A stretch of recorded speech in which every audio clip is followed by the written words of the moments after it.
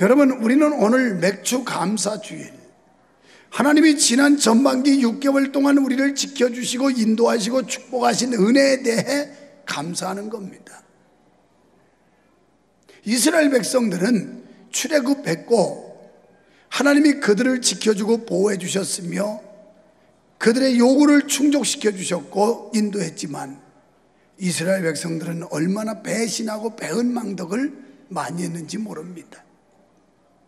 그래서 본문은 이제 이런 여정을 다 통과한 뒤에 가나안 땅에 가서 하나님의 축복을 받고 난 뒤에 옛날을 회상하면서 하나님이 우리에게 이렇게 많은 축복을 주었는데도 원망하고 불평하고 배신하고 배은망덕하고 이랬던 우리를 하나님이 처리하지 않고 보응하지 않고 끝까지 우리를 붙들어 주시고 인도해 줬기 때문에 오늘의 이 영광이 있을 수 있었다.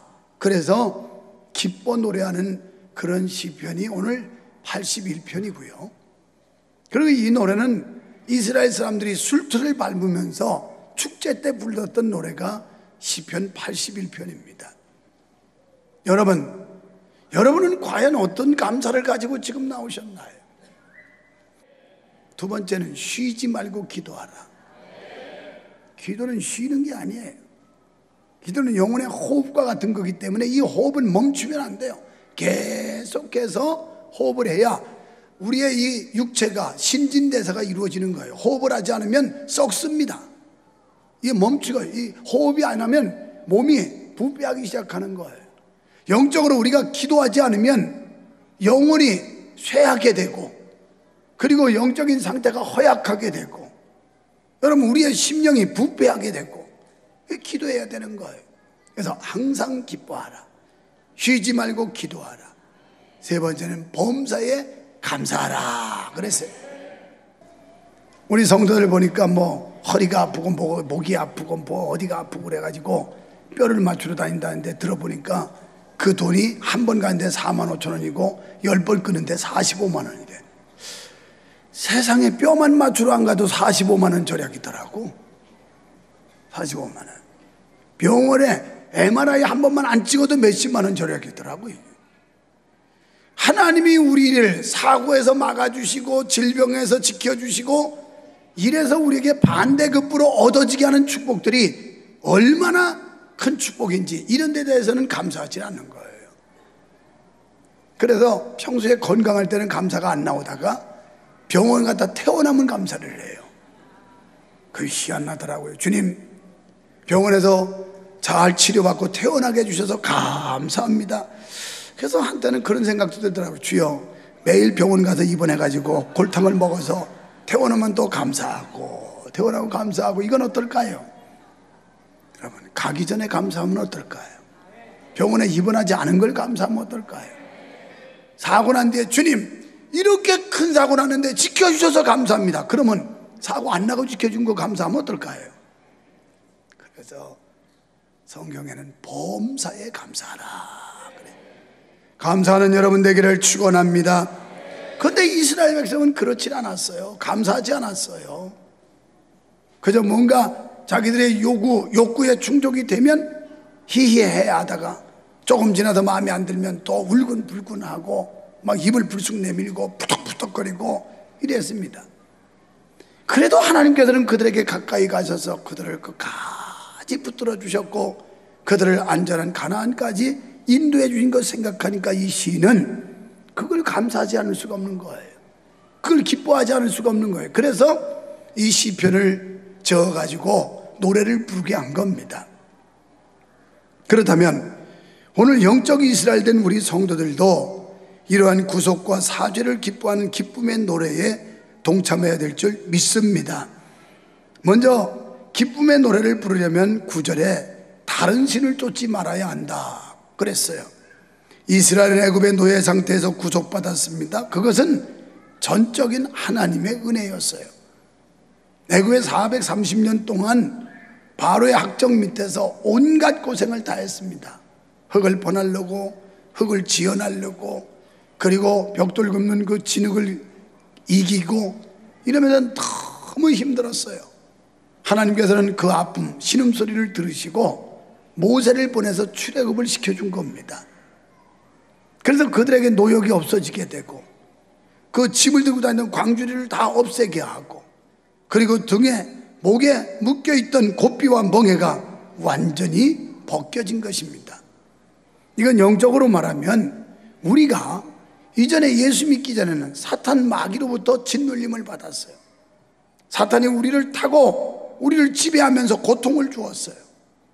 그런데 예수님의 은혜, 십자가의 대속의 능력으로 우리가 자유함을 받게 됐고 오늘 이제 하나님의 자녀가 된 거예요.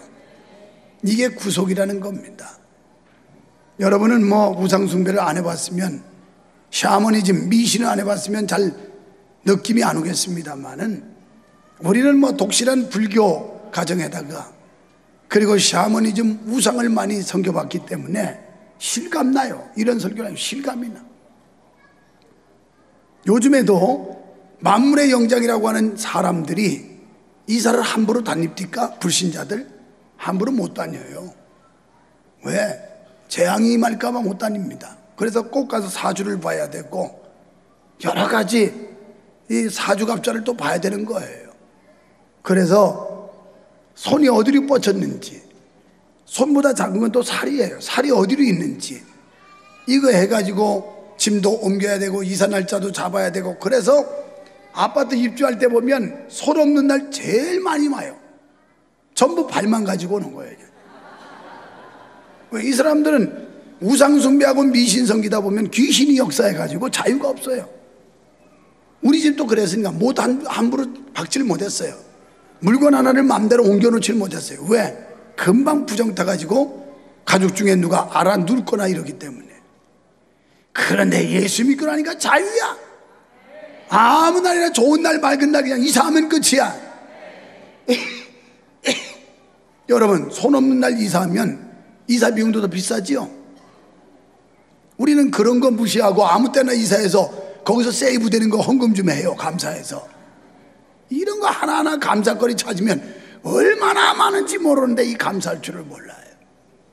병원 한 번 안 간 거, 하나님이 건강 지켜주시는 거, 사고를 미연에 방지시켜준 거, 이런 거 감사거리를 찾으면 한두 것도 없는데 여기에 우리가 관심을 두지 않고 내 욕심에 충족되지 않은 거, 내 욕구에 만족되지 않은 거, 이런 걸 찾으니까 감사를 못하는 거예요. 오늘부터 생각을 바꾸세요. 생각을. 여러 차례 들려줬지만 소금 장사하는 아들과 우산 장사하는 아들, 두 아들을 둔 어머니는 노상 눈물 찔찔 짜고 살았다는 거 아니에요? 날이 좋으면 우산 장사 아들 사업 안 될까봐 슬퍼서 울고 안쓰러워서 울고, 비가 오면 소금 장수 아들이 또 장사 안 될까봐 또 울고, 노상 울었다는 거예요. 어느 날 이웃집에 있는 분이 왜 그렇게 생각하냐고, 생각을 바꾸라고. 그래서 날씨가 좋으면 와, 우리 소금 장사 아들 장사 잘 되겠다. 장마철이 와서 비가 오면 우산 장사 아들 수지 맞겠다. 이렇게 생각을 바꿔줬더니 그때부터 싱글벙글 웃으며 살게 되더래요. 오늘 여러분의 생각이 바뀌기를 축원합니다. 여러분의 생각이 바뀌지 않는 한 행복할 수 없어요. 생각이 바뀌지 않는 한 만족할 수 없어요. 생각이 바뀌지 않는 한 기뻐할 수 없어요. 그래서 우리의 생각이 개조돼야 됩니다. 어떤 생각으로? 믿음의 생각. 믿음의 생각은 긍정의 생각이에요. 할렐루야. 긍정적인 생각하면 다 감사한 거야. 다 감사한 거야.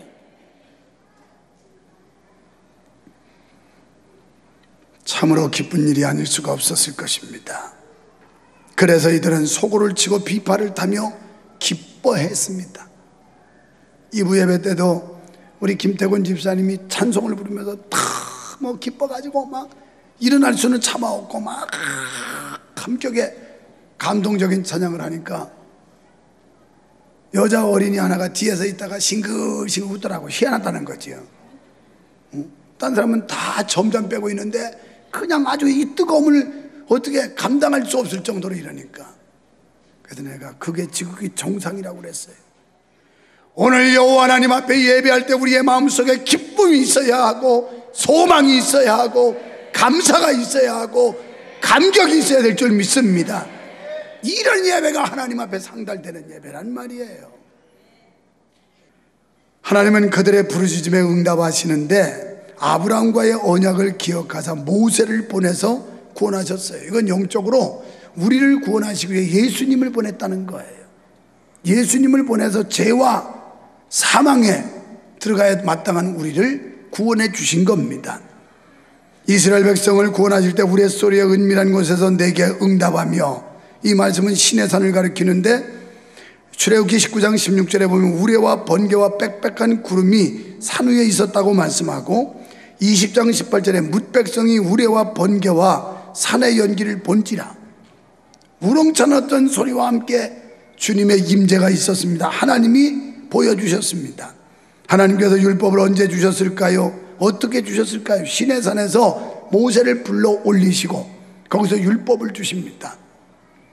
그리고 성막을 짓는 시방서까지 완벽하게 다 해가지고 이 성막 건축 시방서를 내리셔서 광이 몇 규빗, 장이 몇 규빗, 이 단은 얼마로 다 구체적으로 설계를 해서 하나님께서 성막을 지으라고 모세에게 시방서를 주신 겁니다. 이렇게 하나님께서 오묘하게 그리고 세밀하게 역사하신 하나님인데, 그들이 17장 7절에 가보면 출애굽기 무리바 물가에서 시험을 했다는 말씀이 본문에 나오죠. 이 말씀은 무리바라는 곳에 갔는데 먹을 물이 없었어요. 그러니까 그때 또 백성들이 막 원성이 자자하고 불평하고 그러면서 지도자 모세를 막 원망하고 공격하고 이럽니다. 또 매은망덕하는 거예요. 출애굽했고 홍해를 건너게 기적적으로 인도하신 하나님, 자구세면 만나를 먹여주지만 감사할 줄 모르고 그 잠깐 마실 물 없다는 것 때문에 하나님이 계시면 왜 이렇게 만드냐고, 아니 하나님이 과연 있는 거냐고 막 이러면서 투덜투덜 숭얼숭얼 이러는 거예요. 오늘 여러분과 내가 이 땅에 살면서 이런 모습이 아닐까요? 내 마음과 뜻대로 되지 않는다 하여 과연 하나님이 계신 건가? 하나님이 있다면 나를 왜 병들게 했나? 하나님이 계시면 왜 나에게 사고를 주셨나? 하면서 원망 불평하지는 않습니까? 그러나 우리는 어려움이 있거나 좋은 일이 있을 때마다 하나님을 생각하고 자기를 돌아봐야 되는데, 하나님이 나에게 왜 어찌 이런 은혜를 주셨을까? 하나님은 나에게 왜 이런 시련을 주실까? 하나님은 보상의 하나님이요 보응의 하나님입니다. 잘하는 사람은 반드시 보상하시는 분이에요. 할렐루야. 반드시. 우리가 주님 앞에 기꺼이 기쁨으로 하면 주님은 우리에게 누르고 흔들어 넘치도록 부어준다는 거예요. 오늘 말씀 끝에 보십시오. 반석에서 꿀이 나오게 하고, 그래서 들에서 밀과 보리가 풍성하게 하고 복주겠다는 거예요. 복주겠다. 하나님은 우리가 기복적인 생각을 떠나서 복을 주시는 분이에요. 복을 주셔요. 우리 성도님들 복 많이 받으시기를 축원합니다. 또 이런 설교하면 기복 설교했다고 그럼 복 받아야지. 예수 믿는 사람들이 비리비리 해가지고 또 다 얻어나먹고 찔찔거리고 눈치나 보고 밥값도 못 내고, 그럼 이렇게 시시하게 살아야 되겠어? 팍팍 지가 꺼내가지고 돈도 써가면서 말이지. 어떤 모임이 있으면 내가 내 아니 있어야 내지. 또 없으면서 괜히 또 개폼 잡지 말고. 그러니까 하나님, 하늘로부터 하나님이 복을 받아야 된다 이 말. 여러분, 예수 믿는 사람이 그 정도 돼야 되는 거 아니에요? 궁색해가지고 누가 밥 좀 한 그릇 안 사주나, 나는 그런 밥은 안 먹고 말하는 그거 안 먹고 가지까. 우리 아버지가 어떤 분이야? 우리 아버지 부자 아니야? 우리 아버지 천하 만물의 주인인데 다 우리 아버지 거야. 우리 아버지 거야. 그 백 믿고 당돌하게 행동하세요. 당돌하게 담대하게 행동하세요. 하나님 앞에 감사하시기를 축원합니다. 감사해야 될 일에 감사하지 않고 원망 불평하는 거 죄예요. 우리가 이런 죄를 얼마나 많이 지는지 몰라. 하나님께서 감사해라, 기뻐해라 이렇게 얘기하는데 그걸 믿지 않는 거예요. 행하지 않고. 하여튼 민수기 11장 1절 14장 1절로 2절 같은 데 보면 심지어 애굽에서 죽었거나 광야에서 죽었으면 좋을 뻔했다 그러면서 괜히 여기까지 끌고 와가지고 우리 죽인다 막 하면서 난리를 쳐요.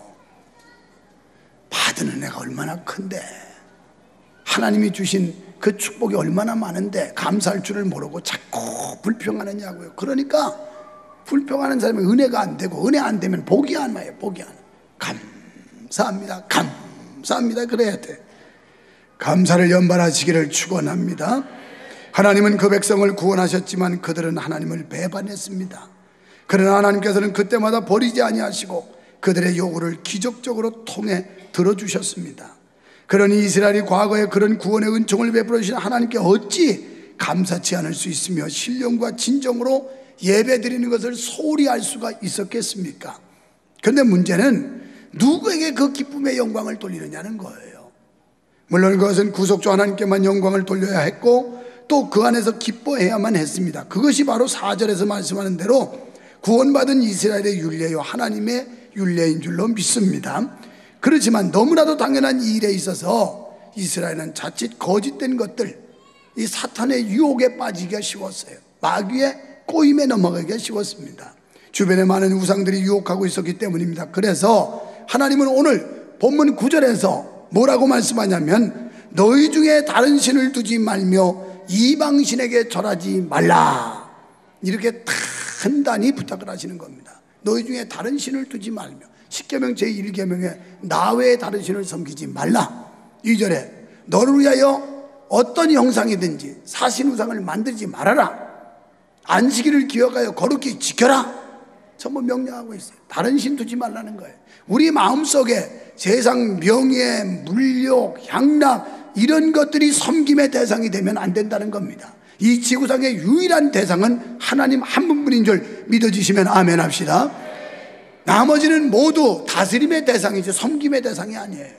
물질도 다스려야지 물질을 섬기는 게 아니에요. 물질을 섬기면 우리는 물질의 노예가 됩니다. 물질을 다스려 정복하고, 여러분 명예도 거기에 섬기면 명예의 노예가 돼요. 명예 때문에 인생 망쳐요. 명예를 정복하고 다스리는 거예요. 그래서 하나님께서 태초에 인간을 창조하시고 너희는 생육하고 번성하여 땅을 정복하고 땅을 다스려라. 우리는 영적으로 사탄 마귀를 정복하고 다스려야 될 줄 믿습니다. 그리고 이 물질 세계에서 우리가 정복하고 다스리는 역사가 있어야 할 줄 믿습니다. 이게 하나님이 우리에게 주신 명령이에요. 할렐루야. 아이고, 이런 설교하니까 막 신이 나네. 그냥 내가 금요일날 기도를 하도 빡세게 인도해가지고 이렇게 목이 잠겨서 그렇지, 그랬더니 기도에 마치고 우리 집사님이 가서 카톡을 달랑 보냈어요. 목사님 너무 큰 은혜를 입고 가게 해주셔서 감사합니다. 목사님 사랑합니다. 그래서 내가 거기다 긴 말이 필요 없겠다, 땡큐 이렇게 했어요. 우리는 그냥 단답식이야. 모르면 답답하는 거예요. 오케이, 화이팅. 그러면 거기에 엄청난 내용들이 담겼다고 보면 되는 거예요. 여러분, 오늘 사랑하는 여러분, 세상을 쫓는 믿음은 우상 숭배라는 것은 멸망과 비탄의 길로 빠져 우상을 쫓아 살게 만듭니다. 그곳에는 절대로 참 기쁨이 없어요. 구원의 곡주가 흘러나올 수가 없습니다. 사망의 울음소리만 들려올 것입니다. 그래서 하나님께서는 그 길을 쫓지 말라 하셨습니다. 두 번째는, 때문에 이제 우리는 하나님만을 청종해야 합니다. 하나님의 백성에게 가장 중요한 건 하나님의 말씀을 듣는 겁니다. 설교를 통해 듣고 말씀을 읽고 연구하면서 하나님의 음성을 들어야 돼요. 오늘 이 강단에서 선포되는 말씀을 통해 주님의 음성이 들려지시기를 축원합니다. 하나님이 왜 목사님의 입술을 통해 저 말씀을 이 시간에 줄까? 나에게 어떤 의미로 와닿는 것일까? 이걸 찾을 때 주님의 음성을 들을 수 있어요. 무덤덤하게 아무 생각도 없이 앉아있으면 주의 음성이 들리지를 않아요. 말씀을 사모하는 겁니다. 문제는 말씀을 듣지 않고 읽지 않고 연구하는 시간이 없이 다른 것에 도취되어 있는 게 문제입니다. 하나님의 말씀을 외면하고 듣기를 거절하면 하늘에 먹구름이 모여들기 시작하고 폭풍과 몰아치기 시작해요. 여러분, 빛이 사라지면 어둠이 덮치는 거예요. 하나님은 나는 세상의 빛이라고 그랬어요. 빛 대신 예수님, 그분이 우리 속에 오면 우리 속에 있는 어둠이 다 쫓겨나가게 되지만, 그러나 빛이 사라지면 어둠이 와서 덮치는 겁니다. 주님이 우리 마음속에 있고 주님이 여러분의 가정에 있으면 빛이 있지만, 주님이 떠나가시면 여러분의 가정은 어둠컴컴하고 폭풍과 몰아칠 수밖에 없다라는 거, 명심하시기를 바랍니다. 그래서 시편 119편 2절에 보면 우리 다 함께 시작. 여호와의 증거를 지키고 전심으로 여호와를 구하는 자가 복이 있도다. 여호와의 증거를 지키고 전심으로 여호와를 구하는 사람, 이 사람이 복이 있대요. 또 두 번째 역대하 16장 9절 말씀 시작. 여호와의 눈은 온 땅을 두루 감찰하사 전심으로 자기에게 향하는 자를 위하여 능력을 베푸시나니 이 일은 왕이 망령 때에 행하였은즉 이후부터는 왕에게 전쟁이 있으리라 하매. 여기 하나님 앞에 전심으로 하나님을 향하는 사람에게 능력을 주시지만 교만하여 하나님을 거역하고 불순종하는 사람에게는 거기에는 전쟁이 임한다는 거예요. 환란이 온다는 겁니다. 여러분, 우리가 축복을 받기 위해서는 하나님께서 세우신 공의로운 법칙을 지켜야 할 줄로 믿습니다. 우리가 기쁨의 노래를 부르기 위해서 소극적으로는 다른 이방신들을 섬기지 말아야 합니다. 그리고 적극적으로 하나님만을 청종해야 돼요. 이 하나님을 청종한다는 말은 샤마라는 말인데, 이 말은 주의 깊게 새겨 듣는다, 이런 뜻이에요. 하나님의 말씀이 선포될 때 그걸 주의 깊게 새겨 듣는 거예요. 하나님의 뜻이 뭘까? 나에게 어떻게 와닿는가? 나에게 어떤 교훈을 주시는가? 그래서 똑같은 장소에서 똑같은 말씀을 들어도 어떤 사람은 가책이 되고 어떤 사람은 위로가 되고 어떤 사람은 감사가 되고 다 각각 다르게 들리는 거예요. 그래서 하나님의 말씀은 살아있고 운동력 있는 좌우의 날선 어떤 검보다도 예리하여 우리의 혼과 골수를 찔러 쪼갠다는 거예요.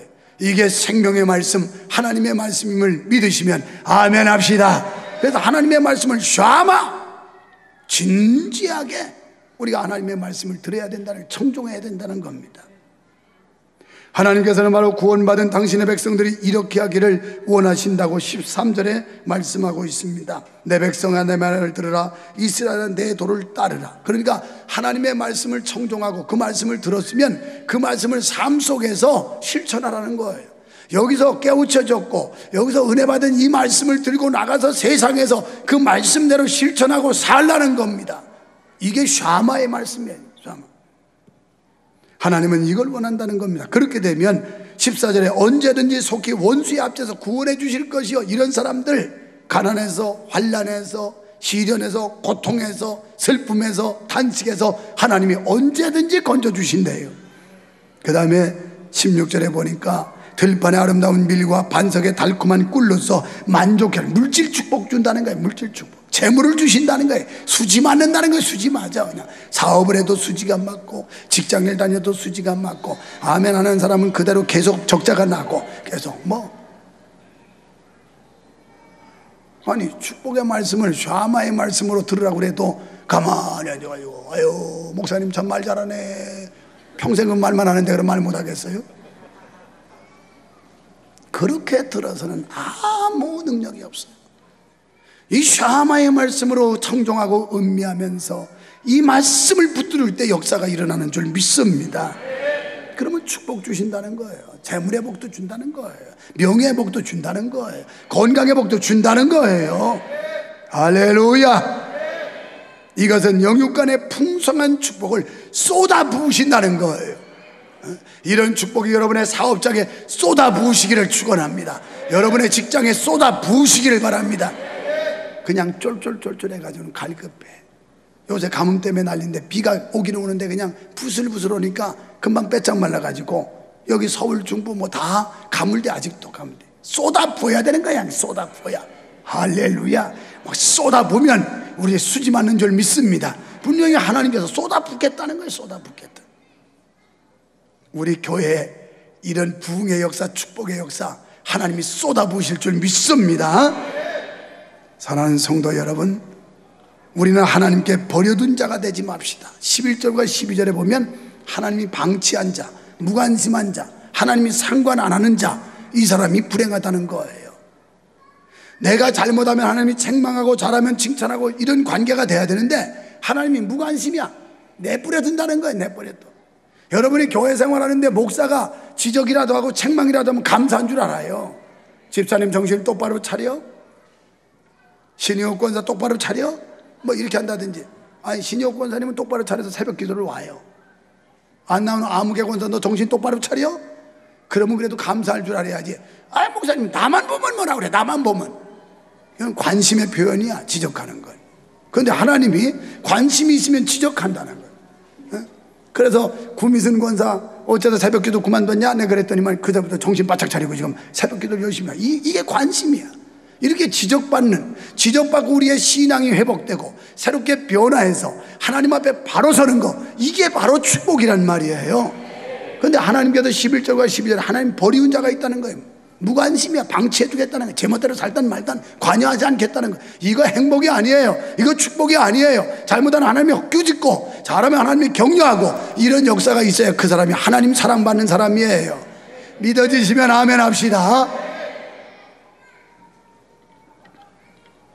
하나님의 징계가 없는 사람은 사생자라고 요한복음 12장 8절에서 말씀했고, 히브리서 12장 5절로 11절에 하나님은 사랑하는 자를 징계하신다고 그랬습니다. 사랑하는 성도 여러분, 우리 모두 여호와를 경외하고 그분의 말씀을 청종함으로 영육간의 축복받아 기뻐 춤추며 노래하는 성도가 되시기를 축원합니다. 우리 모두 하나님의 부욕케 하심을 경험할 수 있게 되기를 주님의 이름으로 축원합니다. 그리고 구속의 은혜를 깨달아 감사하며 기뻐하는 우리 모두가 되기를 예수님의 이름으로 축원합니다.